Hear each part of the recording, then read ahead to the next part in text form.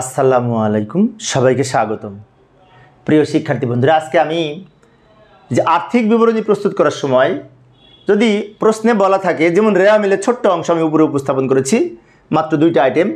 রেওয়া মিলের উপরে বলা আছে সেবা আয় 48,000 টাকা আর প্রাপ্য হিসাব 20,000 টাকা।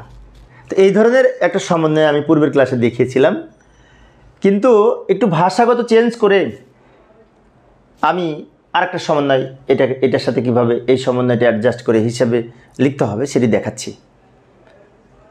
তো লক্ষ্য করি, আমি একটা কাজ করি, ছকের মাধ্যমে দেখাই। এই যে বিশদায় বিবরণী ছক অঙ্কন করলাম, আর ওইদিকে আর্থিক অবস্থার বিবরণী ছক অঙ্কন করলাম। এখন কোনটা কোথায় লিখব? প্রথমে এই সেবা আয় যে 48,000 টাকা, এটা বিশদায় বিবরণীতে লিখব। আর প্রাপ্য হিসাব 20,000 টাকা, ওইটা আর্থিক অবস্থার বিবরণী সম্পদ পাশে লিখব। এই গেল রেওয়া মিলের আইটেম। এর সাথে এই যে মক্কেলকে সেবা প্রদান করা হয়েছে কিন্তু বিল এখনো পাওয়া যায়নি, এই 4,000 টাকা 2 জায়গায় যাবে। সমন্বয়ের আইটেম 2 জায়গায় বসে। কিভাবে লক্ষ্য করি, প্রথমে সেবা আয় তো আগে লিখি 48,000 টাকা, এর সাথে যোগ প্রাপ্য বা বকেয়া আয় কত টাকা, এই 4,000 টাকা যোগ করে 52,000 টাকা হলো। এখন অনেক শিক্ষার্থীর মনে হতে পারে প্রাপ্য বা বকেয়া বুঝবো কিভাবে? ভালো করে লক্ষ্য করি, এখানে বলা আছে মক্কেলকে সেবা প্রদান করার একটি বিল করা হয়েছে। এটার অর্থ হচ্ছে আমার যারা কাস্টমার তারা হচ্ছে মক্কেল।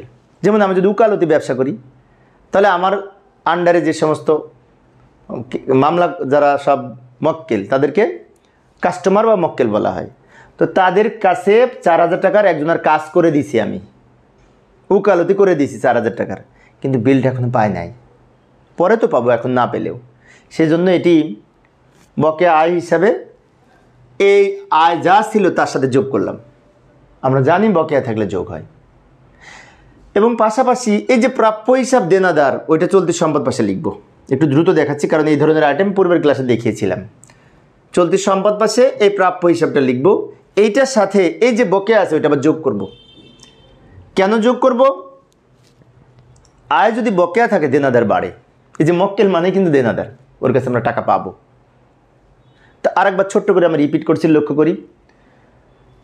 এই যে সেবা প্রদান করা হয়েছে কিন্তু পাওয়া যায়নি 4,000 টাকা, এটা বকেয়া আয়। আর বকেয়া আয় একবার আয় পাশে যোগ করব, আর একবার সম্পদ পাশে প্রাপ্য হিসাবের সাথে যোগ করব চলতি সম্পদ অংশে। তো এই ধরনের সমন্বয়ের এইভাবে আমরা হিসাবভুক্ত করতে পারি।